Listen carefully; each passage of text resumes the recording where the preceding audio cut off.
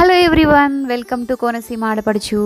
Today video దేనికోసమో మీకు already అర్థమైపోయి ఉంటుంది. రాఖీ కేవలం ఒక దారం కాదు, అది అన్నా చెల్లెల మధ్య ప్రేమకు, ఆప్యాయతకు, రక్షణకు ప్రతీక. కానీ ఈ రాఖీ సంప్రదాయం వెనుక పురాణాల్లో చెప్పబడిన కథలు ఉన్నాయని మీకు తెలుసా?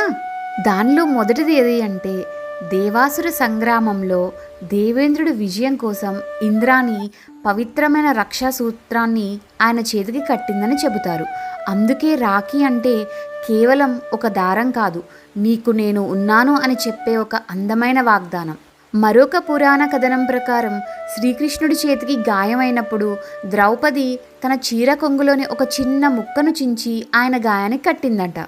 ద్రౌపది చూపించిన ఆ ఆప్యాయతను చూసిన శ్రీకృష్ణుడు ఆమెను తన సోదరిగా భావించి నీకు ఎప్పుడూ రక్షణగా ఉంటాను అని మాట ఇచ్చాడని పురాణ కథనం. ఆ మాటను నిలబెట్టుకుంటూ కురుసభలో ద్రౌపదికి అవమానం జరుగుతున్నప్పుడు శ్రీకృష్ణుడు ఆమెకు అండగా నిలిచి ఆమె గౌరవాన్ని కాపాడాడు.